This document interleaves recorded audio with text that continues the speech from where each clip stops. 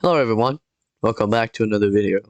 In today's video, I will be talking about a theory I have for the hidden lore behind Minecraft Manhunt.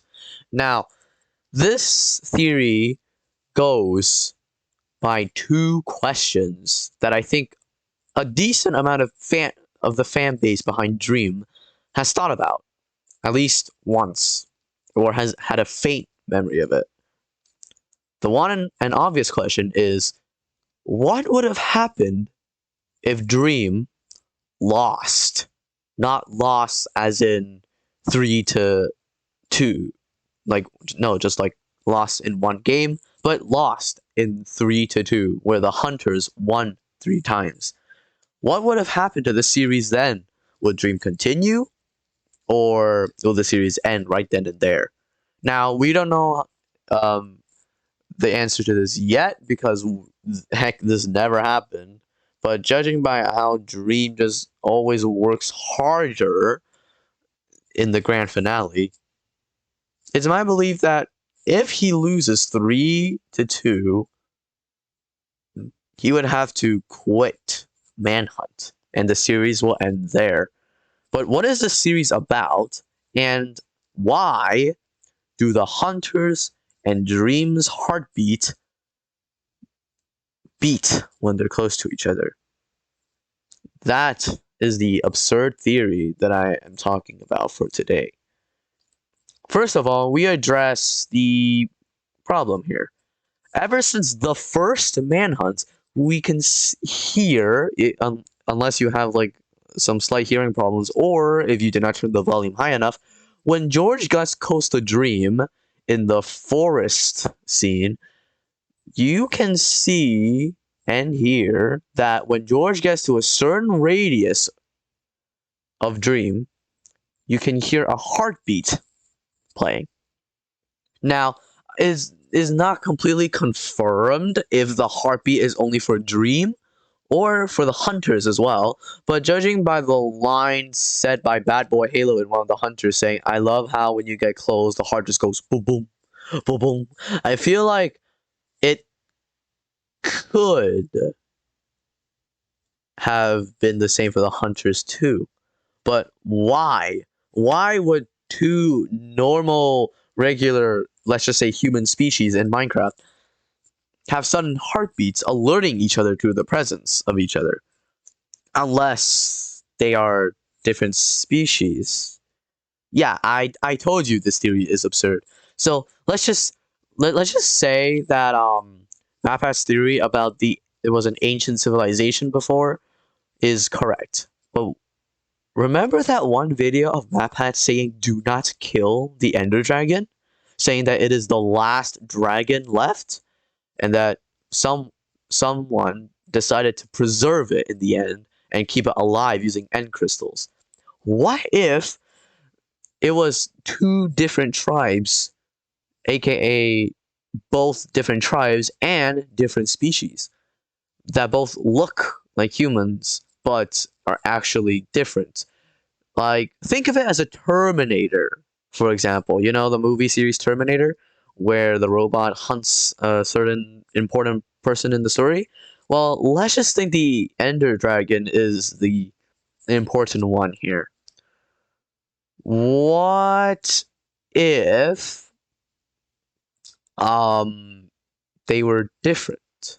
What if, like, the hunters were assigned by one tribe to protect the dragon from being killed, and Dream was actually another tribe and species who is tasked to kill the last dragon because for some reason, I don't know, just think some kind of disastrous thing happening or whatever, and then the tribe has some hatred towards the dragons or whatever. You can think of a lot of things for why Dream might just want to kill the dragon. But if there's like a story behind this, I think this is how it goes. The people who want to protect the dragon are trying to do something like experiment or is already in the process of doing something to make the dragon unkillable. Okay, because they just don't want the last dragon to go extinct. And Dream's tribe and species has heard of the plan. And so they decided to dispatch Dream to get the resources needed to go to the end and kill the dragon. Okay? So, because of this, the other side sent out George to stop him from going to there. But here's the catch. All of the hunters has a set amount of lives, and these lives work very, very weirdly, okay? For example, if one dies 1 to 2 times, they lose or something like that, and they had to, the side corresponding has to send an additional person to help. Like, for example, 2 hunters. When Dream wins against George 2-1, Sapnap joins in. But for some reason, 2 hunters has only one video, and the one video only involves Dreams winning. As if it's not obvious enough, every single Manhunt's finale or one video or whatever always ends with Dream winning and killing the dragon. And then after, they add a new hunter. So let's just think.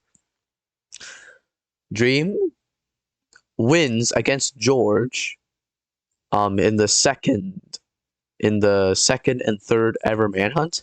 But when George kills Dream in the first one, he thought that Dream is dead for good, okay? But little do they know, Dream is still alive. And once they found out that Dream is still alive and attempting to kill the dragon again, they dispatched George again to hunt him down because I don't know, he probably did so well hunting him down and actually end up quote unquote killing him. You know? So they think they'll be able to do it again. But no, this time Dream completely destroys George 2-1. So now they add a new hunter, Sapnap, to the fray. And after winning that, they decided, if 2 hunters isn't enough to beat this guy, we'll add in 3. And because when the first 3 hunters ends up with Dream losing, they ended up going until Dream wins 3-2. After that, they added Antfrost, which once again, 4 hunters coincidentally ends with Dream losing. Until once again Dream beats them 3-2, and then of course 5 hunters, where the first video of 5 hunters also coincidentally involves Dream losing. You see here, you see here the coincident, the similarities, but here's the kicker.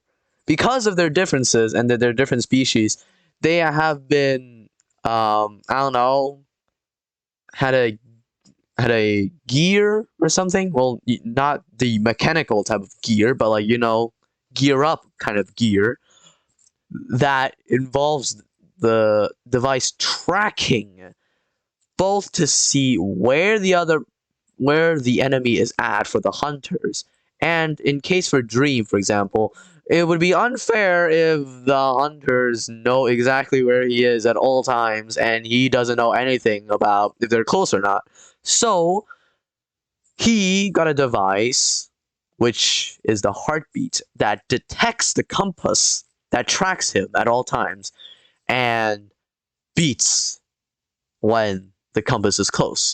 Kind of like those, I don't know, ankle monitors or something, but it works reverse. I don't know. But then again, this could just be a story about a complete conflict between one and one other group. Now, here's another question you guys may ask. Wait a minute. If this theory is correct, why the hell does the dragon come back to life? Supposedly, the last dragon comes back to life when Dream kills it. Well, here's the thing. When Dream either dies or leaves the end after, the hunters revive the dragon. Because for enough the Minecraft physics, you guys already know, you can just kill the dragon, go about your daily life in the game, like however long as you want, and you can, once you have enough end crystals, and if you want to, you can always resummon the dragon. Very nice, right? But this time, here's the catch. This time, in the story standpoint, Dream doesn't know that you can make end crystals.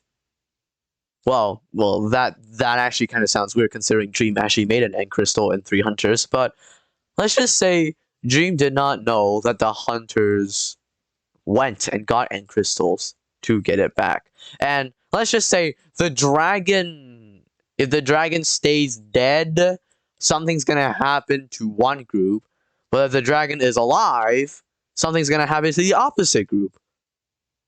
I don't know. The dragon is like the biggest antagonist here, or protagonist, or whatever you want to call. But the dragon is either bad or good. And if they're bad or good, that means one side is good and one side is bad. But this time, we don't know if it's the hunter side that's good or bad, or Dream side that's good or bad.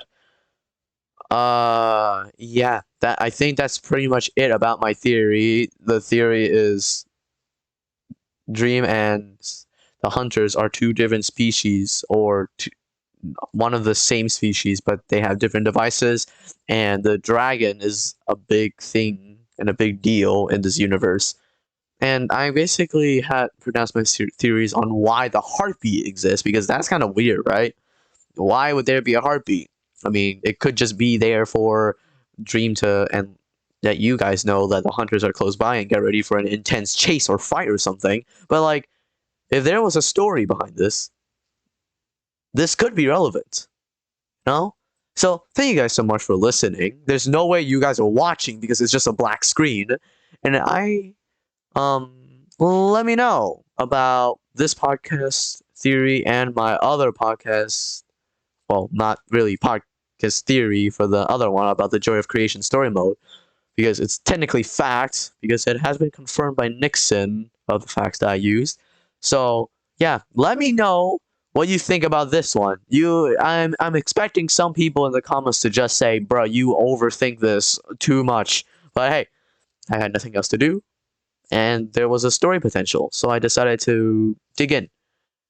As if this podcast isn't long enough, like it's literally 12 minutes and 30 seconds long, I will sign off here and see you guys next time. Subscribe and like. Bye.